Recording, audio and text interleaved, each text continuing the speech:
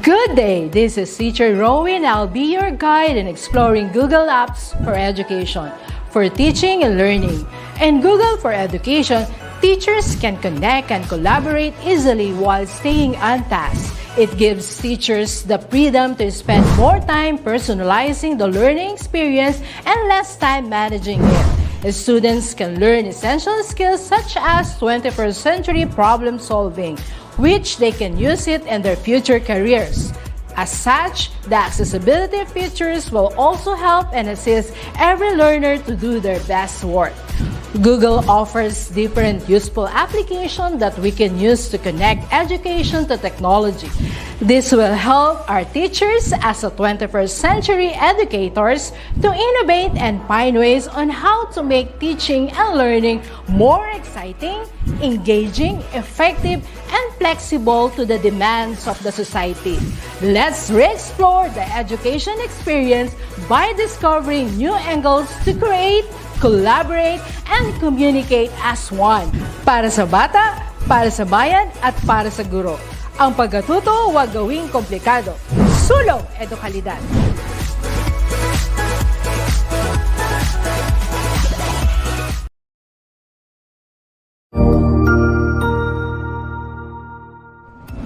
Magandang araw, Sir Wilbur po, at your service. Narito ang ETUlay upang gabayan ka sa inyong pag-aaral upang lubos na maunawaan ang iba't ibang paksa o subject.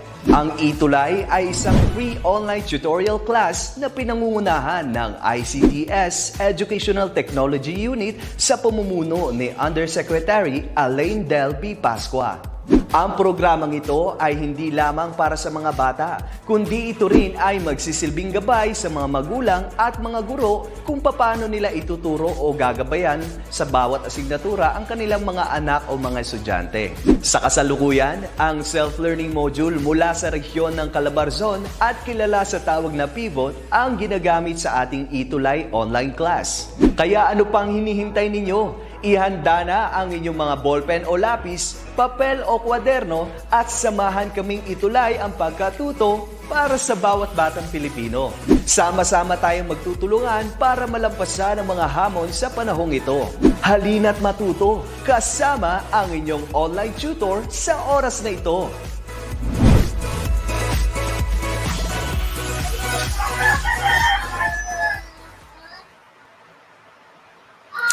Hey there, what's up everyone? Welcome back to another ETUlay session with Tutor T, and this is still ICT 10 Contact Center Services for Grade 10. Sa pagkakataon to, I would like to start the discussion right away by encouraging you to continually watch this ETUlay session.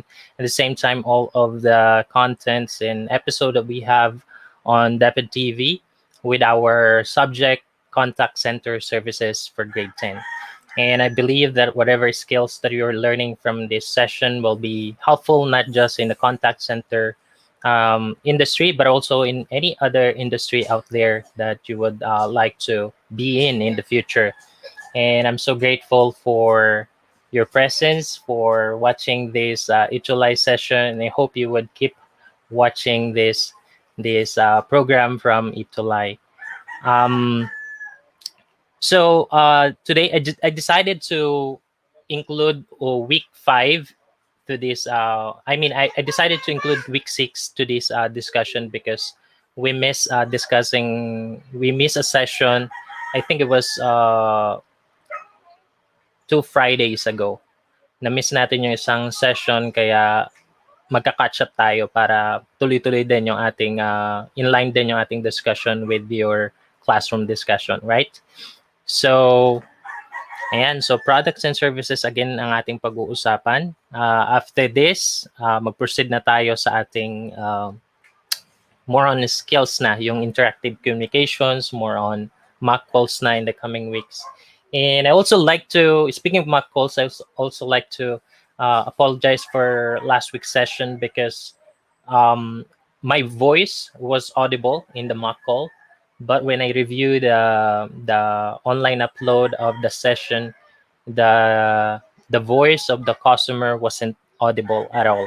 So it renders useless doon sa ating discussion last time. But anyway, I would like to make sure the next time we will have a mock call, you will be able to hear the customer as well, because that's really important for you to be able to have a grasp of how it's done in the call center floor or in the call center job if you are in a call center job. So parang ganun. So gusto ko magkaroon kaagad ng kahit paano idea about what's going on the production floor sa call center.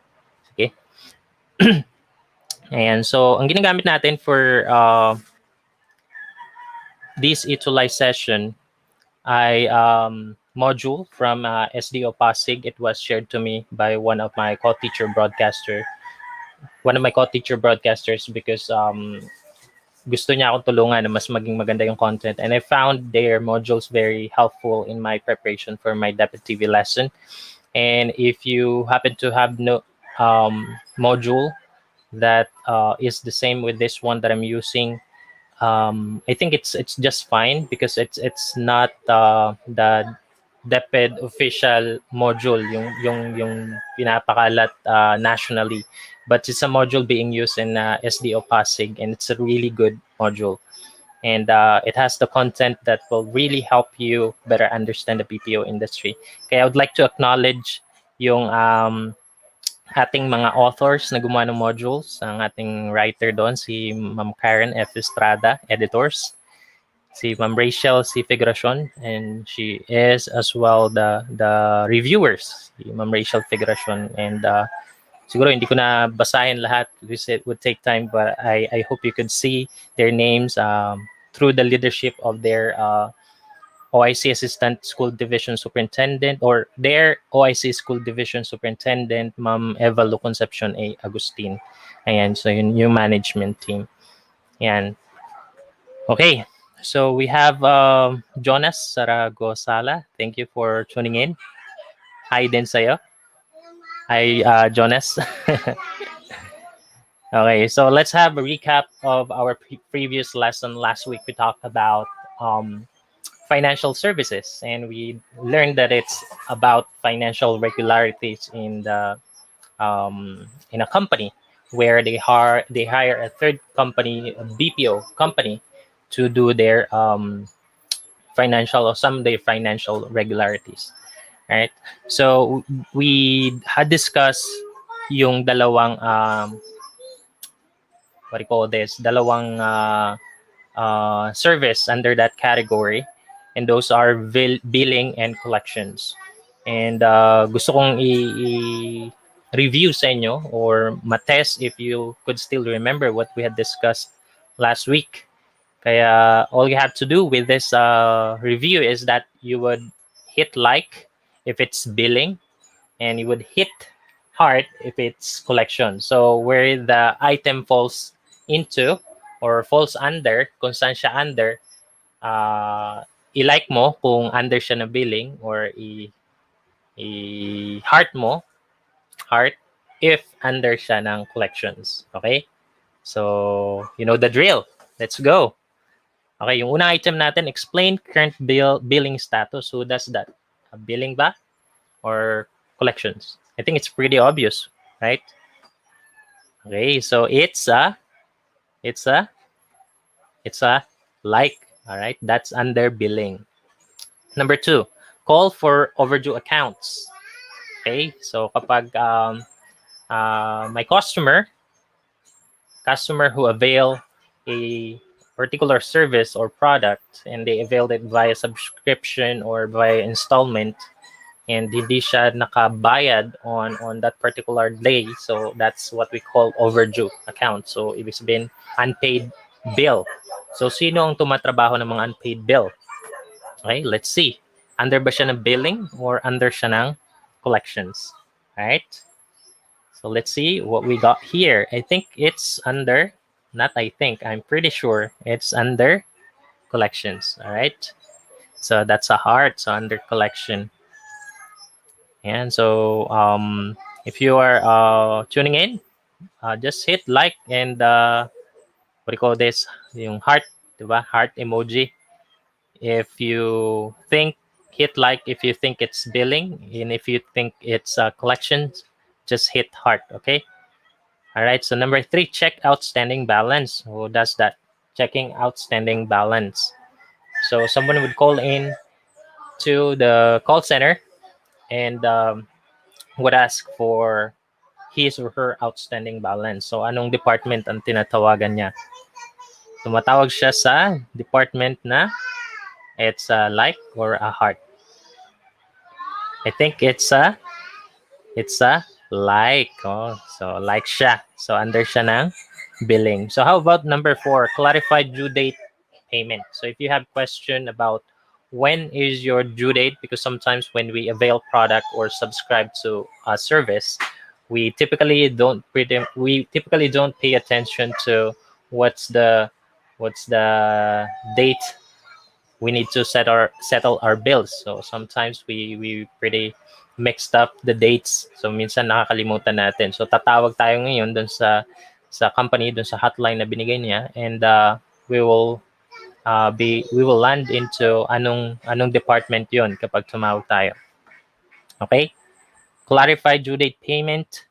If you have question about this, you're gonna land into, or you're gonna phone in sa heart or like. All right? So I think it's a like. Okay? It's a like. It's under billing department. All right? So number 5. So number 5, it's all about credit memo. So that's going to be under collection. So if companies, lending companies, for example, or bank or credit card companies, they weren't able to collect, or they weren't able to have you paid at that particular date, they will send you itong credit memos. Papadalang kanila ng email. At yung gumagawa na department nito ay ang collection department. Okay. So how about number 6? Who does monitor delinquent accounts? So sino nagmo-monitor nito ng mga delinquent accounts? So once again, when we say delinquent accounts, these are accounts who does not or who do not pay on time. Okay? Accounts who do not pay on time. So yun yung ating mga delinquent accounts. So sino yung nagmo-monitor noon? So but of course, again, ang billing department, sila yung nagpapadala ng bill, sila yung nagsasabi kailan due date mo, sila yung nagsasabi about your balance, and they're the ones you are going to ask when it comes to your interest charges, kung may mga questions ka and whatnot. Pero kapag delinquent account ka na, mapupunta ka na dun sa sunod na department, and that's gonna be collection department. So it's a heart. All right. Number 7, this department explains interest rate. Okay, kasasabi ko lang. So that's pretty easy and pretty obvious, and that's going to be a like. All right. So that's a like. So how about number 8? How about customer settlements? For example, the customer is in deep financial trouble, and he really would like to pay, but it just happened that he lost his job, and somebody would call in. So maging outbound, tatawagan, or pwede siya rin yung tumawag and would like to settle, or yung gumawa ng plan paano ba niya mababayaran in a manner that it would be doable for him doon sa situation niya. So sino yung tatawagan niya at anong BPO? Of course, it's a financial services, but saan siya under? Under ba siya ng collections or under siya ng billing? Okay, let's see. So customer settlements, so that's going to be about collections, all right? So that's a heart. So about resolving account discrepancies.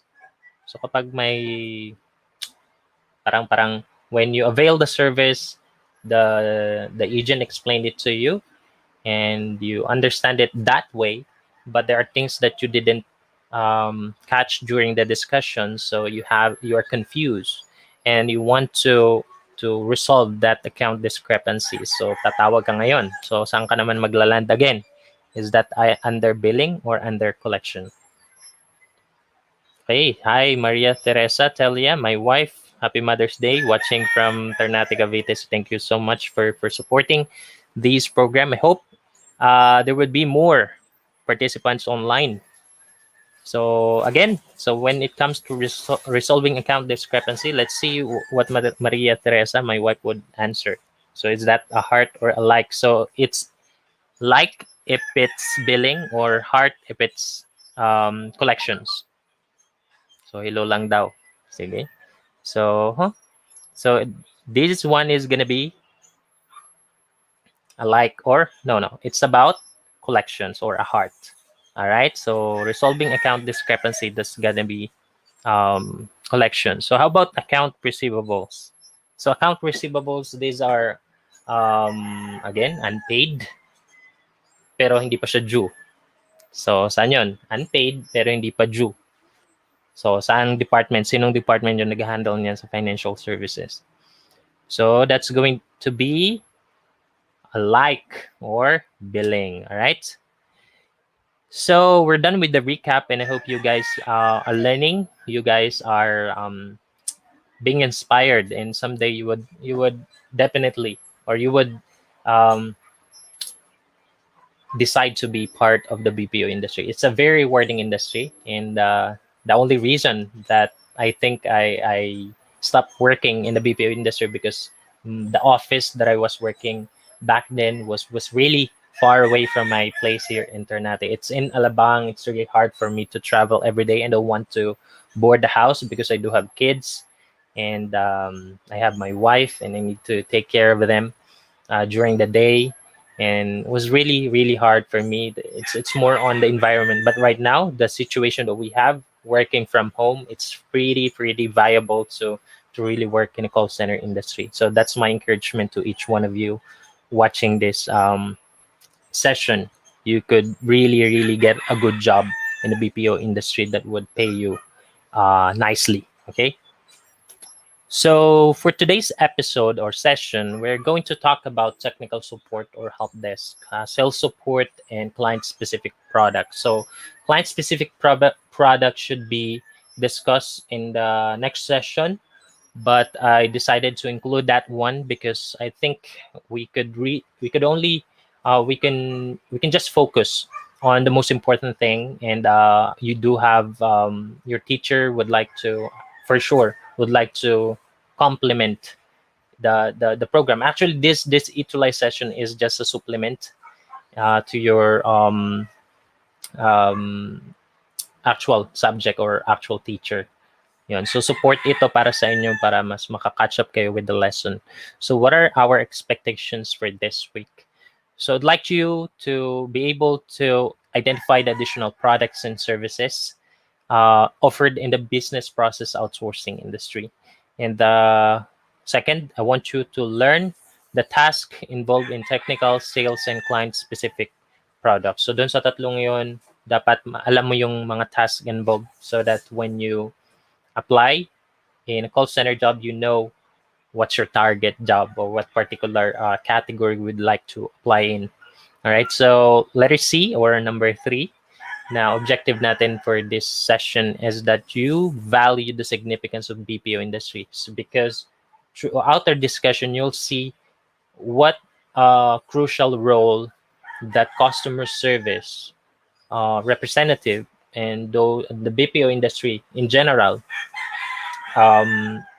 contribute to the growth of these companies who hire this third-party company, the BPO industry. So makikita natin yung ano yung impact nila dito sa mga businesses na ito. Paano nakakatulong yung mga customer service representatives, yung mga people that we know that were working in the BPO industry, and sana makadevelop tayo nito ng appreciation towards their job, towards the role they're fulfilling. And magkaroon tayo ng aspiration to become better as they are. Ma-improve natin yung ating mga sarili when it comes to communication skills, because that's what they're really good at. All right. So, so we're done with the expectations, and I hope you guys would keep this in mind and focus on acquiring these particular skills that we want and particular value that I want you to get from this episode. All right. So pre-test muna. Let's start with the pre-test. I want you to choose the letter of the correct answer. You could just like comment or write it on the comment section, yung tamang sagot na napili nyo, so that you could participate in the discussion. But it's really up to you. I'm gonna tell the answer anyway. So it's gonna help you in your module if you do have module. If you're from SDO Pasig, this is really really valuable for you, I believe, because this one would help you answer your module correctly. All right. So number one, so they resolve technical issues and answers questions on electronic products and other tech services. Okay, so if it's sales support, it doesn't fall into that, because sales support is going to be about closing deals and helping the sales representative increase their sales, diba? It's not going to be client specific product. It may be client specific product, and it's not financial services, of course. So basically, it's going to be letter A. All right, so that's letter A. Balikan natin. Letter A, technical support. So about number two, this category means to sell or close deals needed by their target customers. So already said that one. So that's not going to be technical support, not financial services, and not client-specific products. And of course, the one that I didn't tell you, or that I didn't mention, is the sales support. So it's going to be sales support, or yung letter B. About number three, okay, sales support team should be well trained on the following excepts. Ayan, excepts. So dapat sanay o magaling bihasa yung sales support agent o yung buong team ng sales support dito sa mga bagay na to, except for one. Okay? Should the sales support be good at research?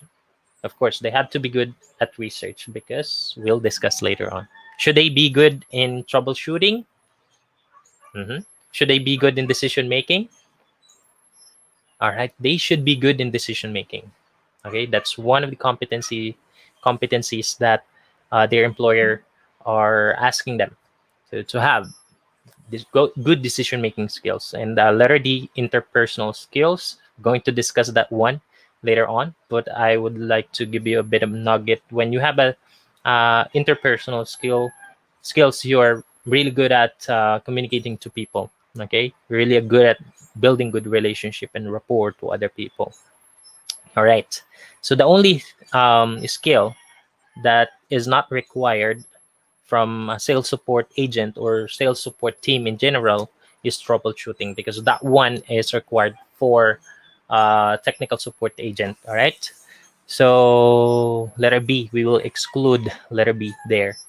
All right, so number four, it means business transactions such as buying and selling transpire over the internet. Okay, so when a transaction happens when a transaction happens via internet, we call that what? Ebook. Is that ebook? Okay, we all know that ebook means electronic book. So we will eliminate that one. How about letter B, email, electronic mail? That's not electronic mail. Okay, how about letter C? Is that e-commerce? Okay, I believe so. It's e-commerce. All right, so the answer for that one is e-commerce. All right, so number five, these are young enthusiastic people who mostly develop businesses online. I personally don't believe that these people are all young. So there are old people out there who are pretty mature, who does better with this kind of job. But a lot of young enthusiastic people are doing this kind of job because it's easier for them, because they are tech savvy, and they have these when we say tech savvy, they have technological skills. They know how to navigate through internet, online websites, and they're pretty good at it. Okay, so what do you call them? Yung mga young enthusiastic, even old, basta enthusiastic sila, and they develop businesses online. So anong tawag doon? Okay, wag nating tanggalin yung ability ng mga old ones, because they're the pioneers of this. We wouldn't have this idea without their minds. Okay, so anong tawag natin sa mga? Are they techno entrepreneurs? Are they IT specialists? Or are they call center representatives? Or none of the above? Okay, we'll go find out. Okay, kung ano yan. So Try nga, guess nga kayo. Okay, walang nag-guess. Alright, okay lang. Sige, let's proceed. Of course, that's going to be techno-entrepreneurs. Okay, technopreneurs, pag pinaikse. Alright, so let's do next. So we're going right away to the discussion. So like what I said, we're going to talk about technical support or help desk, sales support, and client-specific products. So after this discussion, we're going to have a short test. And I hope you guys would really listen, take down notes, and make sure that you get the gold nuggets from this session. All right. So that's pretty important for you to do because we benefit less if we just watch and listen. But if we do something like as part of our if we apply this what we call active learning skills. Kapag may active learning skills tayo, we do things that would help us remember things better, would help us learn things better. Like for example, you're writing down notes or you're repeating what I say, try to imitate what I say, and you try to internalize the information that you're learning and you're receiving from this session. At the same time, if you are sharing what you're learning, so go share to other people that you are learning contact center services because you want to be in the BPO industry in the future, and share what you learned from this session. Okay, that's very important because that's going to help you in your interview one day for sure. Okay, hindi ka na mahirapan because you're well grounded in the BPO industry kasi nga nag-aral ka dito sa ETUlay session, okay, with Tutor T. All right, so what about technical support? So we already have had a short discussion about this in the first session of the ETUlay session with Tutor T. So this category, basically, they're the people who resolve issues and answer questions. Okay, sila yung nag-solve ng issues, nag-answer ng questions tungkol dun sa mga products na kanilang nabili sa product company. So if they, for example, buy a computer from a physical store and that computer have customer service hotline, they would call in. For example, hindi nila alam paano buksan. Like for example, for me, when I bought my laptop, it happened that I click a key or yung dito sa keyboard, I click a key that disable the function of the tracking pad or the mouse pad something, and I wasn't able to use it, and I didn't know how to fix it. And what I did, I searched their customer hotline online and was able to fix it using their customer service support. But it doesn't mean that you would phone in or call in the customer service support. Sometimes you would just type down your queries on their website and they're going to reply you via email or via yeah, usually via email, and tell you the instruction how to fix what's the problem. So the people who are doing that are working under technical support or help desk. So kapag nagka-problema tayo dun sa ating mga gamit, so even sa ating mga appliances sa bahay, as you can see in the picture, internet problem, PC problem, and other power tools devices that we bought from let's say a company or from retail store. Okay, hindi na ako magme-mention kasi parang nag-advertise na rin tayo. Alright, so but I know you know what I'm talking about. So alam niyo naman kung saan nakakabili niyan, yung mga nakikita niyo dyan sa PowerPoint presentation Tutor T. Okay. Alright, so what are the skills? Ano yung mga skills na kailangan mo kapag magtatrabaho ka sa as tech support? So you have to have in-depth knowledge on technology. Okay? In-depth knowledge on technology. Dapat sanay ka rin sa paggamit ng computer. But you don't have to be like literally finish a course about technology. A lot of customer service representative I know that work in tech support or as working as technical support, they pretty much learn about technology by playing online games and from from the training they received from the company. At first, they were in the customer service, and then they changed account and they had to transfer to a technical support account and they had to learn along the way. So usually ganun yung nangyayari. Okay? So pero dapat meron ka na nito ahead of the way or before ka mapunta doon. So ahead of time, you are obtaining skills and knowledge about technology. All right. So number 2, good communication skills. It's pretty much all in pretty much needed in all other categories of the business process outsourcing industry. Kahit saan naman kailangan yung good communication skills. Even for example, you work as an email support, you still need to communicate. It may not be verbally, but you have to have good written communication skills. Okay, so good communication skills is a pretty general requirement. So lahat ng category dapat may good communication skills ka. You have to develop that right now. Okay, so how would you develop that? So I'd like to recommend a lot of ETUlay session, an English ETUlay session. Like for example, kay Shooter DJ, and there's so much more. But follow yung mga session na yun that would help you improve your communication skills. Okay? And yung pangatlo, you have to understand customers without the need to be physically present. So that's the reason why you need to have these skills on technology. Because if the customer describe to you the issue, you should be able to imagine it and understand what's the issue. Diba? Dapat maunawaan mo yun. And you, without that understanding, you should be able to solve and help the customer solve that problem. Okay? So yun. And ano yung mga common tech issues na isosolve mo naman kapag naging tech support ka? Okay? So sometimes these things can be solved with kailangan lang nila ng support. Okay? Sometimes alam naman nila pero hindi lang sila sure doon sa gagawin nila kaya tatawag sila sa iyo.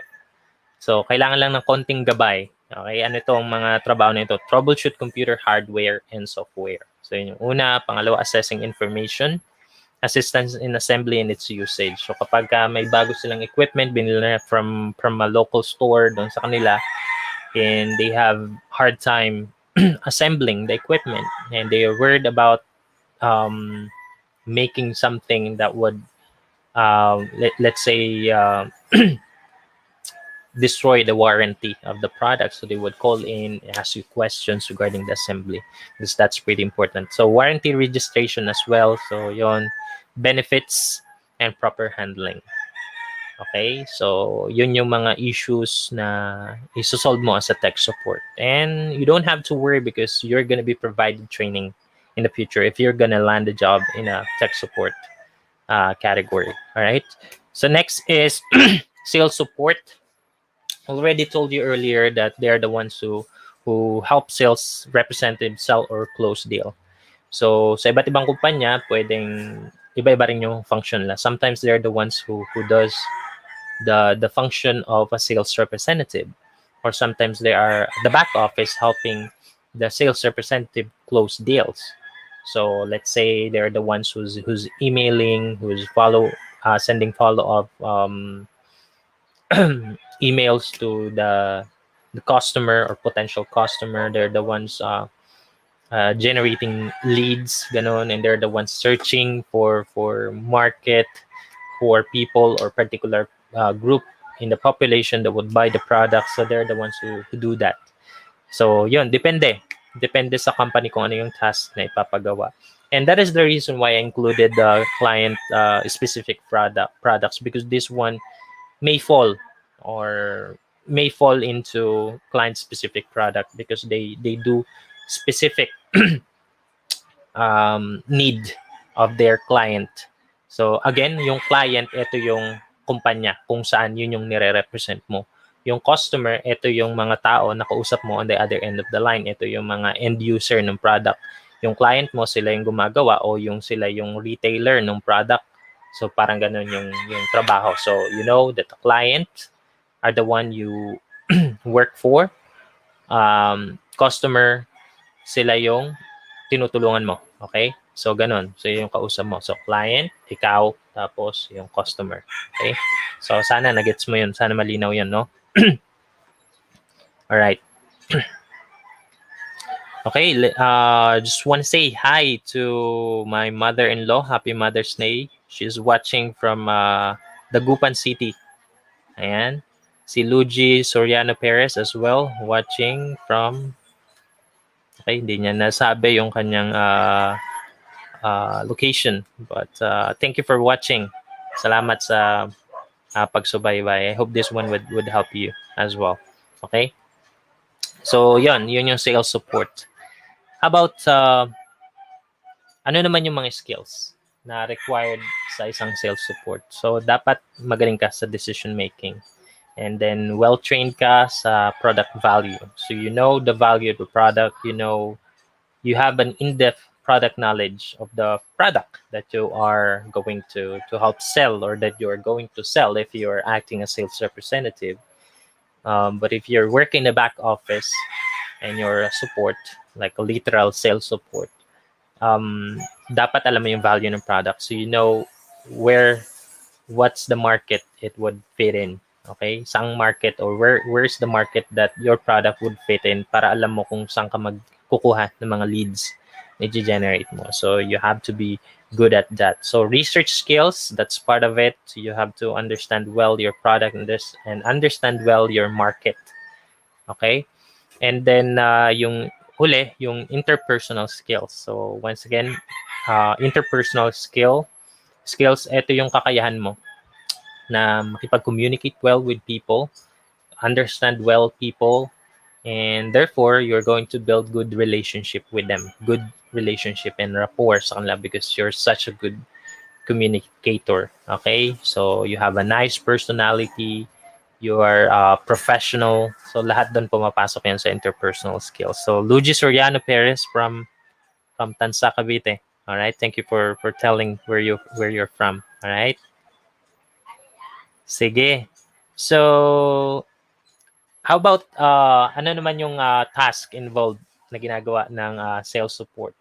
So una, they process new sales. Okay? Kapag nagbenta, halimbawa sales representative, may na-close siya na deal, tapos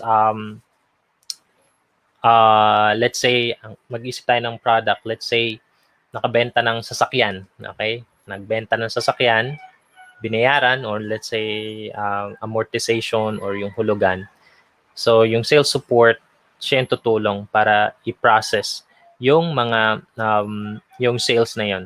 Okay? So, lahat ng information needed, lahat ng document needed na dapat may maisayos, transfer of actually, that would happen after the customer, for example, was able to pay the product in full or the service in full.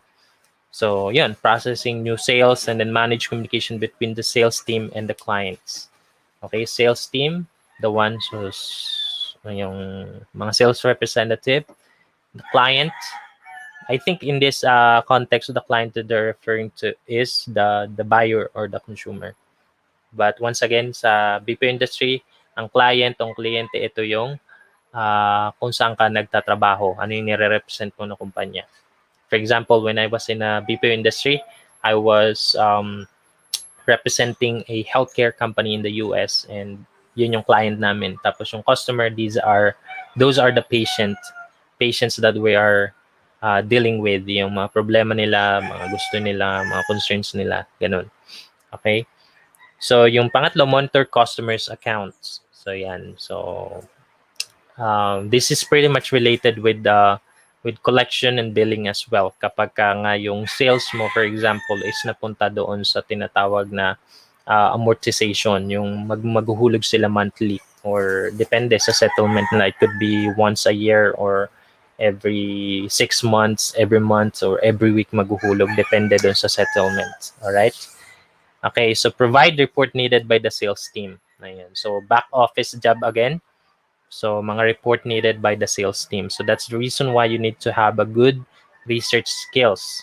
Okay? Kasi from time to time, this sales team would ask information from you.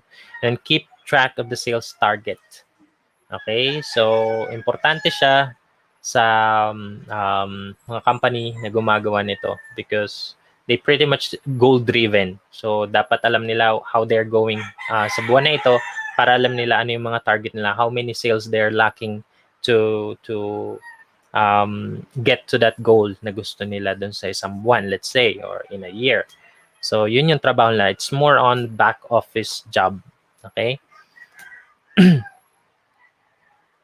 All right. So, how about client-specific products? So, when we talk about client-specific products, what comes into our mind, sa akin personally, is that these are products that are tailor-made for client, personalized for clients. So, what are the needs of the clients that your company need to satisfy? For example, that your client does an e-commerce in this example, because these client-specific products has to do with e-commerce or yung tinatawag na electronic commerce or internet commerce. So once again, e-commerce, ito yung mga transaction na nangyayari online or via internet. Okay, pagbili ng mga bagay, products and services online. So let's say for example, yung mga company like Alibaba, yung mga Amazon, and then yung mga online dito sa Pilipinas, Shopee, Lazada. Okay, yan yung mga example ng e-commerce, di ba? Ayan. So, even Walmart nga dati, kung lang sila online retail physical store, pero dahil booming nga itong e-commerce na ito, tapos mas malawak yung market, naging worldwide na yung market ng competitor nila, they have to catch up doon sa trend ng industry. Kaya, nagkaroon na rin sila ng mga online store. Okay? So, meron na rin silang online website where you could purchase, 'di ba? Do your transactions online. So, yun yung mga e-commerce. So, yung mga gumagawa naman noon, yung like sila Jack Ma, kaya sinabi ko hindi lang mga bata kasi itong mga magagaling sila Jeff Bezos, yung Amazon na yan na founder tsaka Alibaba founder. Sila yung tinatawag na technopreneurs, and a lot of young and dynamic people. A lot of young people are now jumping on the bandwagon of these technopreneurs who does this e-commerce business. So yung nagmamanage nitong mga websites na ito, sila yung gumagawa. They're really, really good at it.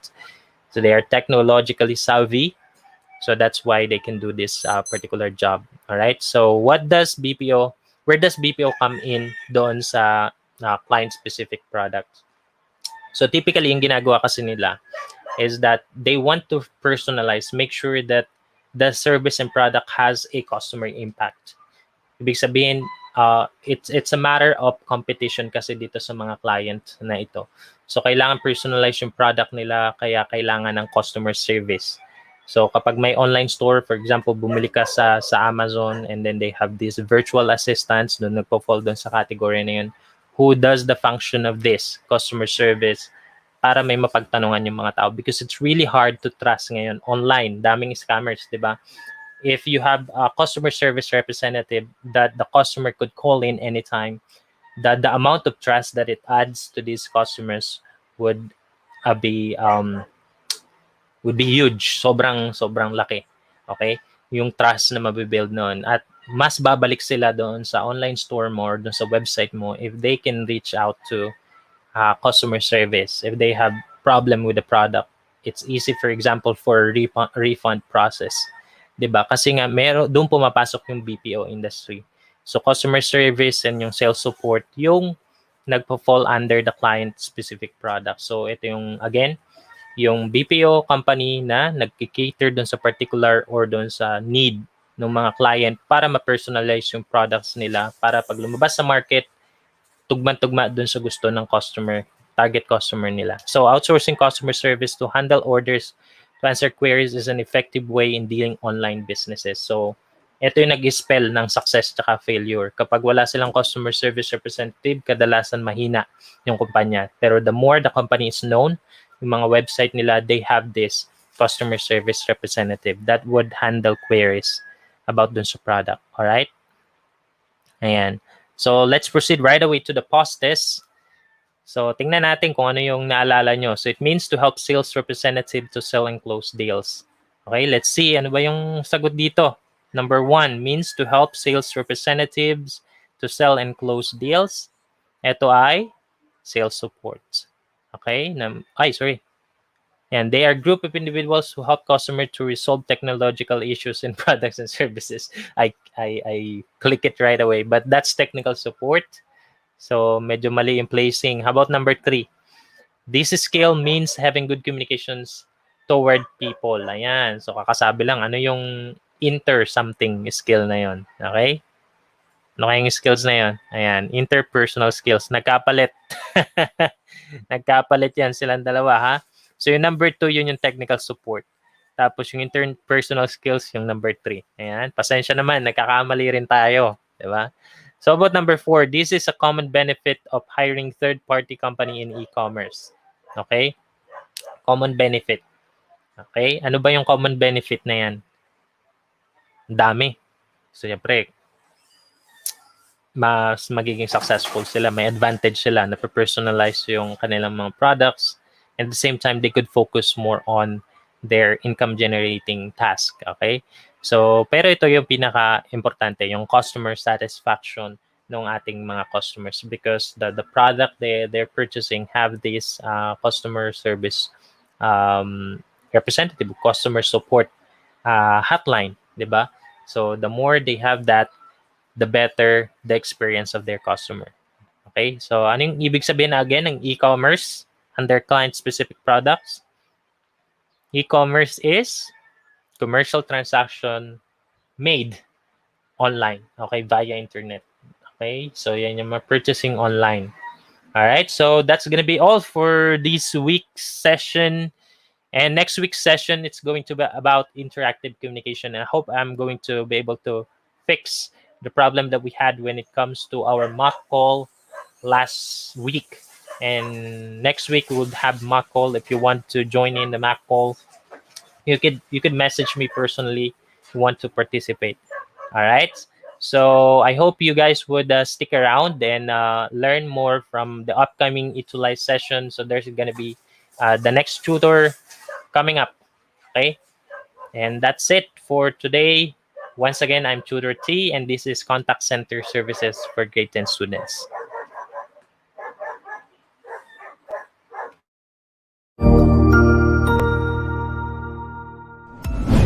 Sigurado ako na marami ka na namang natutuhan sa ating ETUlay tutorial session ngayong araw.